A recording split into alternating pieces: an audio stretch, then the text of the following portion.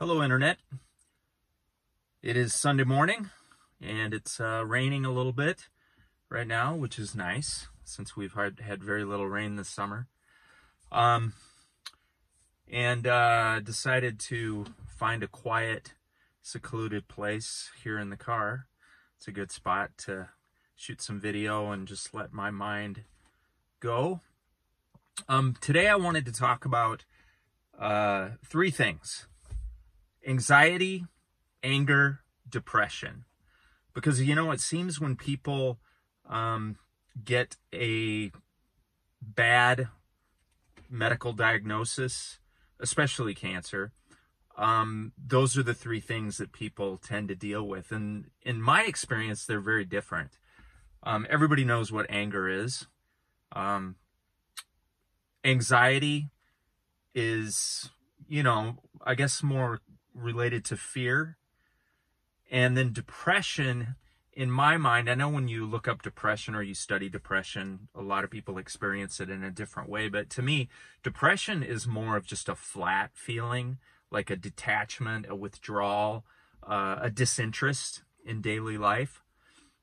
But it seems like those are the three main categories of the way that our emotions, the way that we deal with drama and trauma, emotionally, mentally, is either responding with anger, anxiety, or depression. And, one of the really great things and just wonderful experiences that I've had since my cancer diagnosis last fall is just the amazing conversations I've had with people. My mom and dad, we've had just fabulous conversations about these things.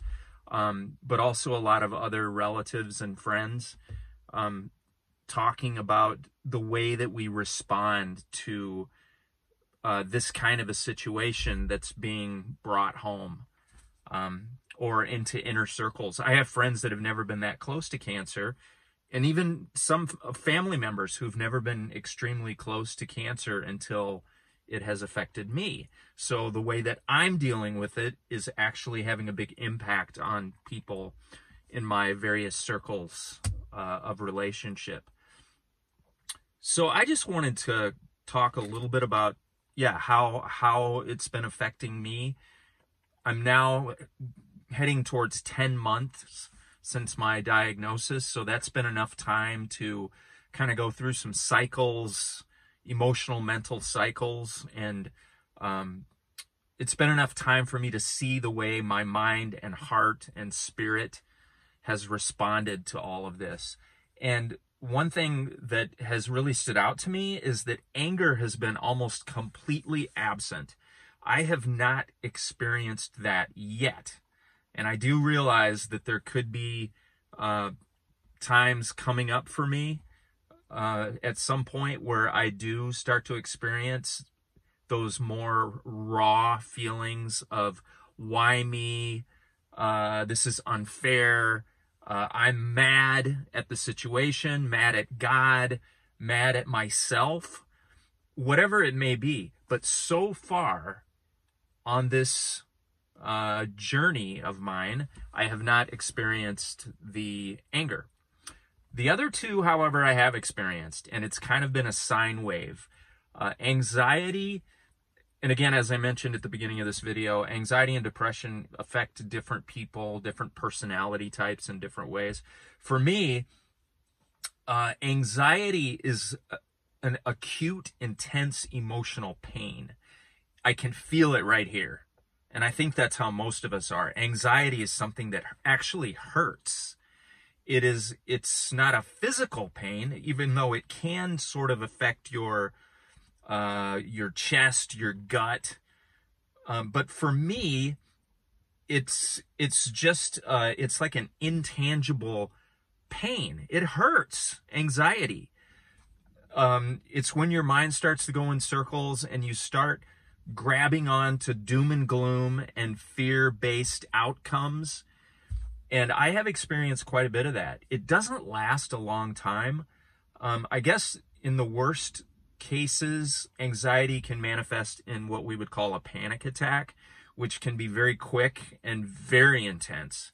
And maybe I've had a couple of brushes with those, but my anxiety just tends to be something that hits me for a few minutes, or it could be an hour. There are days when it will come in waves rather frequently, and then I'll have days or maybe even a couple of weeks where I don't experience any anxiety at all. But again, it's fear. It's when all of a sudden I start concocting worst case scenarios in my mind, and I can lapse onto an upcoming appointment or a procedure that I'm not looking forward to. And it's just a very unpleasant feeling. So yes, I do know all about anxiety with regard to my current situation. Depression, I have also experienced that. I've had a few, maybe 2 or 3 waves of fairly significant depression. And for me, that manifests in just sort of shutting down. Withdrawal means I don't want to talk to anybody. I don't want to see anyone. I don't want to go online. I don't want... It's like when I'm in that mode, stimulation hurts. And I think that has something to do with my personality type or whatever. But depression for me manifests in wanting just to shut the world out, shut out. I don't want really to have conversations with people. I'm not in the mood to talk about how I'm feeling because I'm not even sure how to put it into words. Detachment, where I just feel very isolated, and it's not anyone's fault. That's the thing. For me, depression has nothing to do with anybody else. It has to do with me and the way I'm responding. And for me, it's detachment, withdrawal, and shutting down. And that can last anywhere from a few hours to a few days.